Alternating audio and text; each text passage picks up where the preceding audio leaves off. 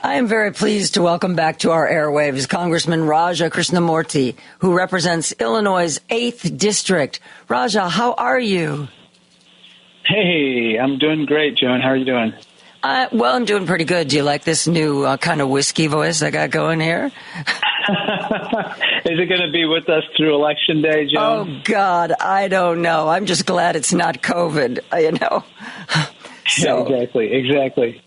So I know that I was talking before about how when Congress people don't have to be on Capitol Hill, a lot of them, especially the good ones, get out into their districts and meet people. And I know that you are, because I'm on your press list, you are one of the most active Congress people getting out there for town halls and roundtables and, you know, other kinds of appearances. Tell me what you've been doing and what people have been telling you they're concerned about. Well, I'll start with the last part first. Thanks for noticing. I think that most people are worried about kitchen table topics like, you know, how do I, afford high quality health care and the medicines necessary to take care of me and my family? How do I educate my kids so that they can have a great quality education? And how do I get access to a job that will enable me to climb into and stay in the middle class? And then another set of issues that comes up now, because it's so timely, is how do we protect our reproductive freedom? How do we pass common sense gun laws? These are topics that come up repeatedly, and ones that, as you know, Kamala Harris obviously is addressing every single day. Some other not-to-be-mentioned candidates aren't. Yeah, absolutely. I know that this is open enrollment now for Medicare. Does your office get a lot of calls about people wanting, having questions about the process and what to do? Yes, and we're happy to help anybody, all comers, with this type of issue. And it's not. It's one that's straightforward, and we're happy to assist people and walk them through it. One thing we haven't talked about, you and I, for quite a while is what's going on with the post office.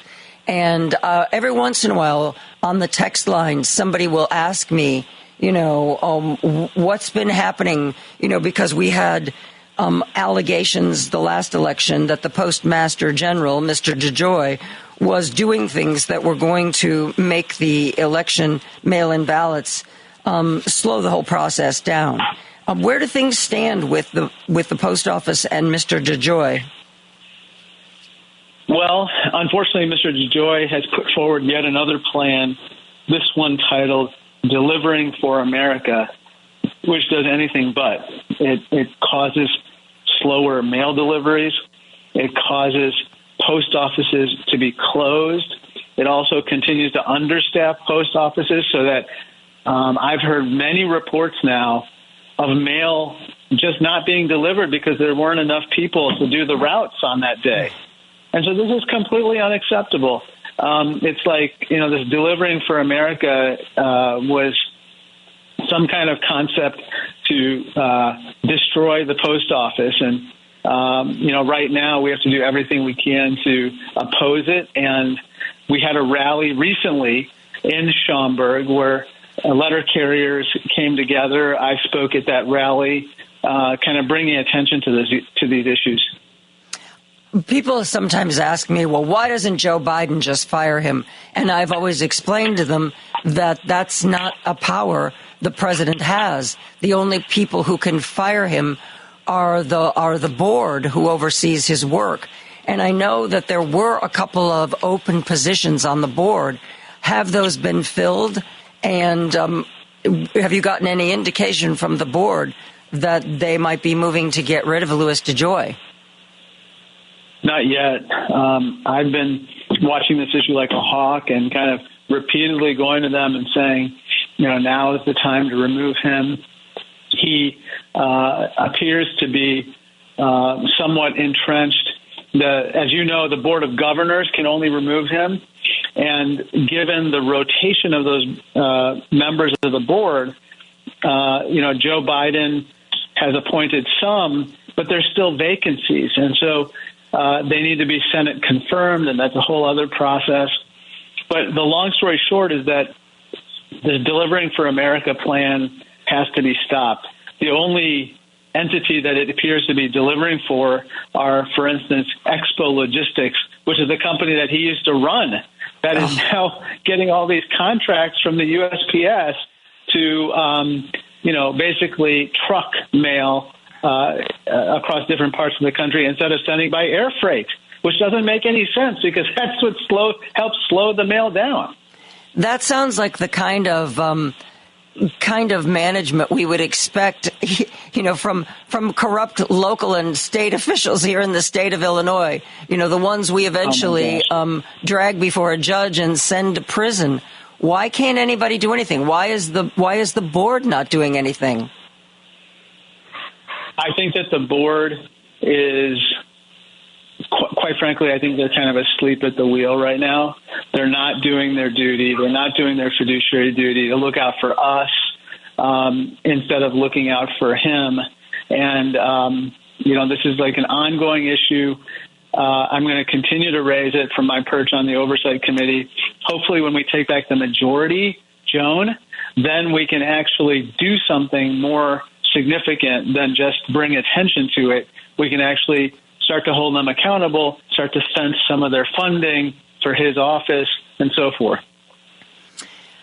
What is it like working in a Congress with Mike Johnson? Well, look, I think that Mike Johnson is almost like he's like a zookeeper or something. I mean, he's got all these strange entities within his caucus. It's like the Chaos Caucus. Nothing gets done. It's one of the most kind of under-accomplished Congresses ever. And it seems to be more obsessed about targeting gay people, targeting abortion rights, and going after people who might have electric stoves.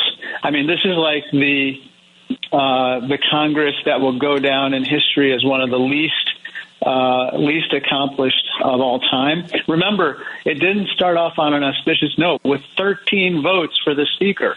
And so, we went through one speaker after another, and I think enough is enough. We have to get new management in place. I think Hakeem Jeffries is going to be the next speaker. It must be, and I have I really don't have any sympathy for Mike Johnson, but I can't imagine what it's like to be in that role and have to be an apologist for Donald Trump.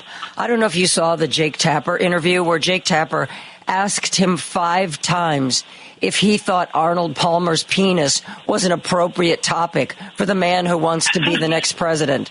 And Mike Johnson squirmed and tried to talk about Kamala and squirmed again. And finally, he said to Jake Tapper, please don't say it again. I'll answer your question. Please don't say it again.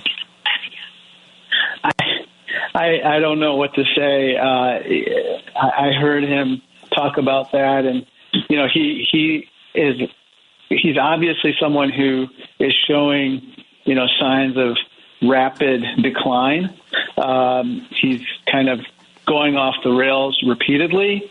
This is we know about the older or the younger version of Donald Trump, and he was fired because of his performance then. Why should we hire the older, crazier version of Donald Trump? It doesn't make sense.